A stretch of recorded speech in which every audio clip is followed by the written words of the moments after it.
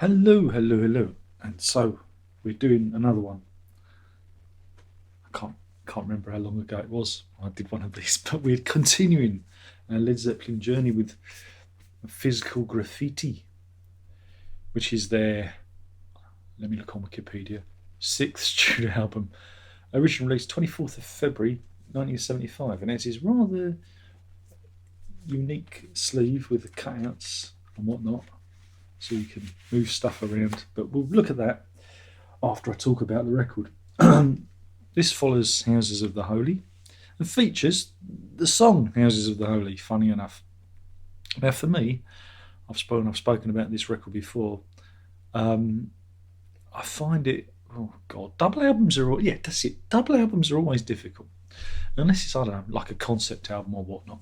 There are very few, for me, satisfying double albums out there. Because there's usually just too much, too much content, and not every song is going to be, a chart topper. I mean, for me, this album is very reminiscent of the Beatles' White Album. Again, the White Album, I don't have a lot of time for. There's some interesting stuff on it, but as an album, it's a mess. It's a bloated mess.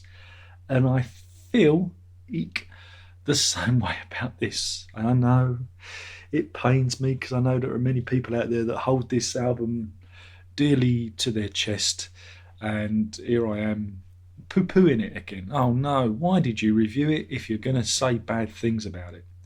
Say the numpties. You see, there are songs on here I like, and songs on here that I'm not a big fan of.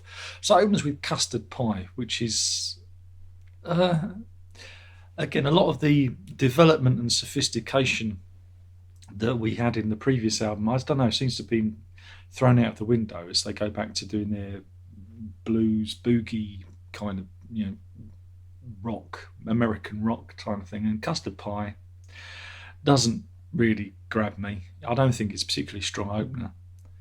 Um, Again, I think they would have been better opening with Kashmir or something like that. Make a statement like they did with Immigrant Song.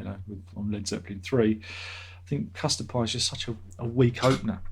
And then that's followed by The Rover, and I quite like that one because it's quite riffy. But again, whenever I listen to it, the main riff in it was purloined, stolen, borrowed, an influence to David Bowie. Low, Be My Wife. Do you hear it, or is it just, maybe it's just me? Maybe I'm just fantasizing about it. So I quite like that one because it always makes me giggle. Makes me giggle somewhat about that content. It just makes me, I don't know, just tickles me because of the similarity to Be, and I end up singing Be My Wife along to it. In My Time of Dying, it's an 11-minute epic. And again, like Kashmir, which runs in for 8 minutes, and In the Light, you do have some lengthy songs on this record. In My Time of Dying, it's it's epic.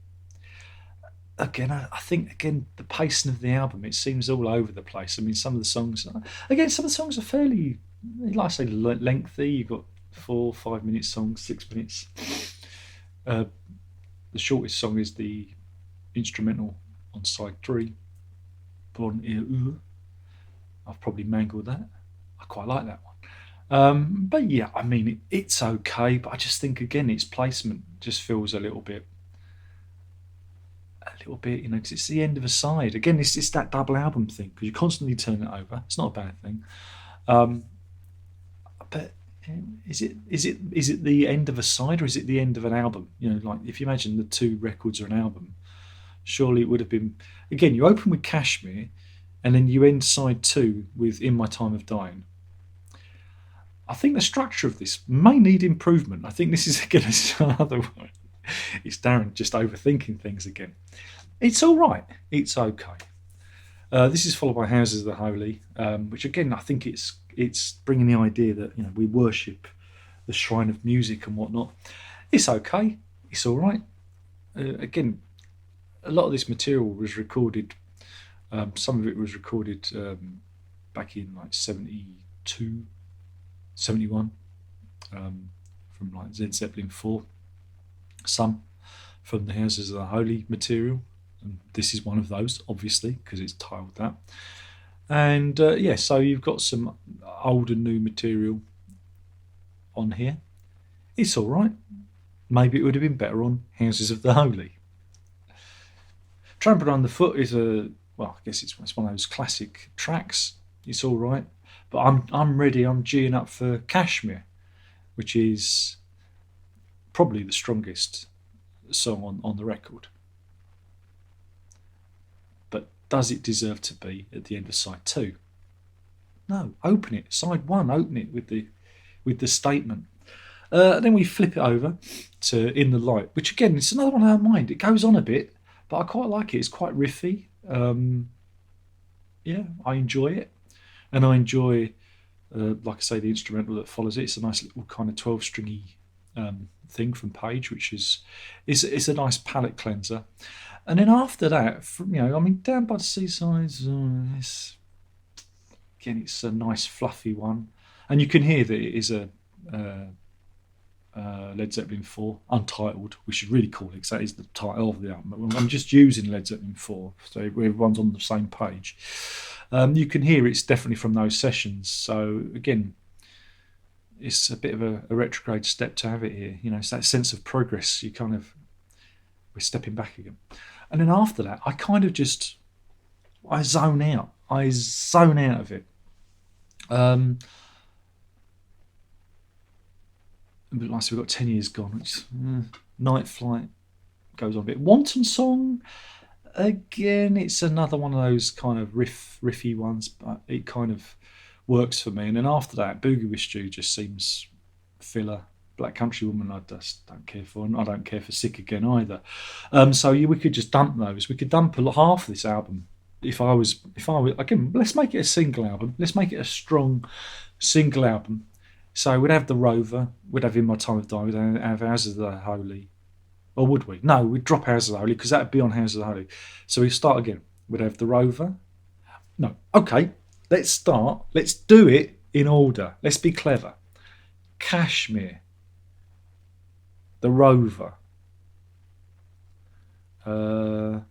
Trampled Underfoot. That's your side 1. Yeah? In the Light. Bron and Wanton Song, that's side 2. Yeah. I think I've got it. That is the album.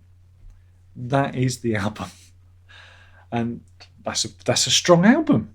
I think that's a strong album. So yeah, it's a bit problematic for me. I find it a little bit, over a bit too much. It's something like 82 minutes long. That's at least an hour, isn't it? That's over an hour, isn't it? So yeah, this has a very complicated. But you all know this because you've already got your. I mean, this is one of the new ones. You see, it's one of the new 40th anniversary, and it's not a bad pressing. Again, I've never owned the original, but it sounds pleasant. I must admit, these pressings are. You get this little out sleeve telling you, what the songs are with all little windows. Yeah. So you can actually have the windows filled. But then the band outdo themselves. How so, Darren? How so? Because each sleeve has windows as well. Look, see? So you can put those in and customise your cover. Again, they were very clever with the design back in the day. It's all clever stuff. You want to see the vinyl? Okay. Here's a vinyl. There you go. That's all you're getting. Because I'd be spoiling you otherwise, wouldn't I? I'd be spoiling you.